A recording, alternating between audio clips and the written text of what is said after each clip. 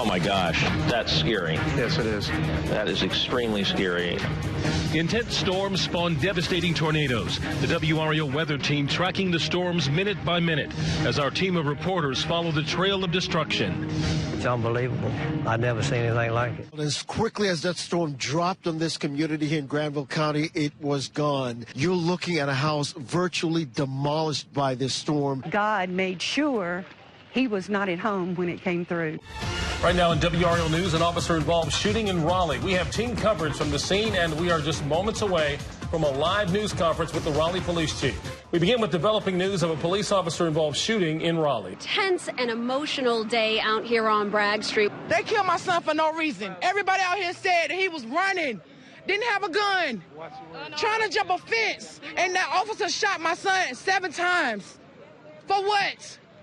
For nothing. There is a great deal of anger here. Overriding almost all of that, though, as I've discovered as I've been here over the past few hours, is confusion and a desperate hope for answers. We sick and tired of being sick and tired. Why did you have to kill him? Right now on WRAL News, team coverage of the developing situation in Paris. I'm Deborah Morgan on assignment in Paris. As roads reopen around the attack sites, mourners are trying to cover up the wounds. Flowers now sit in the holes made by gunfire Friday night. 15 people died here. People aren't laughing and as carefree as they were before. You just still see such a profound sense of sadness in their eyes. It's been 3 days since the attacks, but still very fresh for the people here. They have a sense of sadness, but also a sense of determination. Let's show you live again the picture of the Eiffel Tower here in Paris. It is lit up in red, white, and blue, the colors of the national flag. Now on WRAL, dangerous icy conditions outside, and we're expecting light snow on top of that. From the Sandhills to the Triangle, we are live on the roads with updates on conditions and details on those power outages. WRAL investigates a local woman with 8 DWI convictions, and she's still driving. Her daughter's desperate plea for help to get her mother off the road. His eyes, crazy. And it was in his eyes. He was not the same person that came and did my air conditioner. Kim Elmore is a survivor. She says Gary Yarborough tracked her down last July for help. He'd been shot. He knew she was a nurse from that day he worked at her home. He pulled the gun out and put it to my forehead and told me he was going to kill me.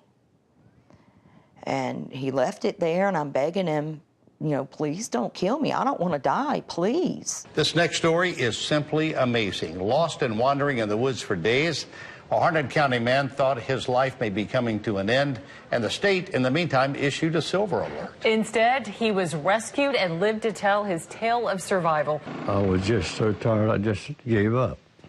But I was not excited. I was at peace. I asked God if it's my time to just let me go to sleep and let me go easy. Then late Wednesday afternoon, when he thought all was lost, he was found.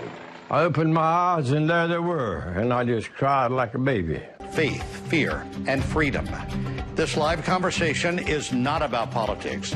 We'll focus on our Muslim neighbors, their faith and experiences. We'll also talk with local Muslim leaders about identifying and reporting extremism. Right now in WRAL News, our team coverage of the Pope's momentous visit continues. The Pope has left the island. We're going to take a look at the impact his visit has had on other religions here in Cuba. And David Crabtree reports live from our nation's capital as the Pontiff visits the U.S. for the first time. WRAL is traveling with the Pontiff. New at 5, live team coverage from Washington, D.C. and Cuba, where His Holiness just wrapped up a 5-day visit. A 78-year-old Pope that looked a little tired. That's understandable. He spent the past 5 days in Cuba before coming to American soil. Also in Cuba has been WRAL's Leila Santiago, who joins us now live from Havana. David, the word of the day here has been hope. Tonight at 7, Inside Cuba, a WRAL documentary. Journalist Leila Santiago takes you on a journey with extraordinary access inside Cuba. Welcome to WRAL's 27th annual Coats for the Children telethon. Get this, guys. We have raised so far $72,000. Explore the natural wonders of North Carolina beautiful places off the beaten path. That's pretty cool. Need an adventure for the family? Watch Nooks and Crannies, Friday at 5:55 on WRAL News.